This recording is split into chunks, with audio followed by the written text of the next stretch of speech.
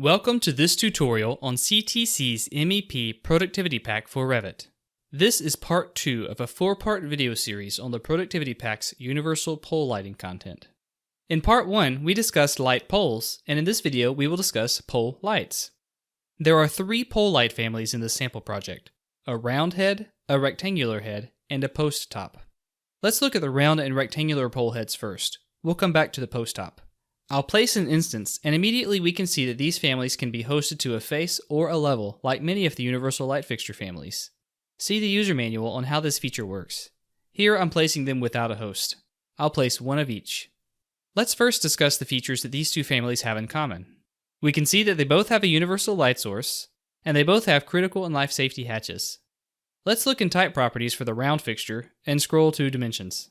Even though the fixture is called round, it's actually adjustable for length and width, so it can be an elliptical shape. This would be appropriate for use as a cobra head, for example. Notice how the symbol changes shape with the fixture. The symbol is annotative, meaning that it will be the same size on the printed sheet regardless of the drawing scale, but its shape is proportional to the fixture shape.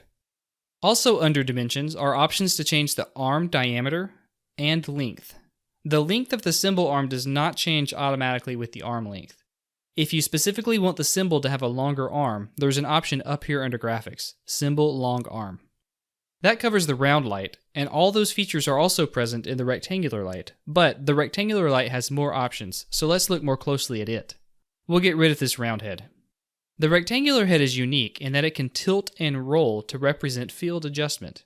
Where allowed by energy code, pole heads such as this are often installed on adjustable arms, so we can tilt the head up slightly for accurate photometrics. Pole heads don't often roll left to right, but this family may also be used to represent floodlights. In Type Properties, under Graphics, there's an additional symbol option for a floodlight symbol, with or without this arrow. Let's change the type to one of the pre-configured floodlights to see what that looks like.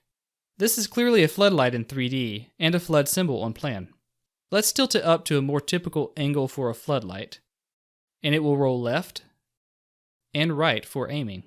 Notice that the symbol in the plan rotates with the roll of the light in order to indicate a general direction that it's aiming.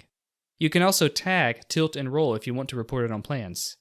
Here's the ID tag, and here's the tilt and roll tag. Lastly, let's take a look at the post top light. The post top light is intended only to be hosted to the top of a light pole, as we'll discuss in the next video. But since I don't have a pole placed, I'll host it to the level. The post top light also features critical and life safety hatches. In Type Properties, its height and diameter are adjustable. This diameter is the diameter at the top of the light. The diameter at the bottom is controlled by pole shaft diameter, and it's intended to match the diameter of the pole that is hosted to. One other option up here is the ability to change the symbol to a square. The 3D geometry of the fixture is not available in square, but if you happen to be working with a square post top, it can be represented accurately in your plan. Now you're familiar with the pole light and floodlight families within CTC's MEP Productivity Pack for Revit. In the next video, we will learn how to host these families to the Productivity Pack's light poles. You'll find a link to that video in the user manual.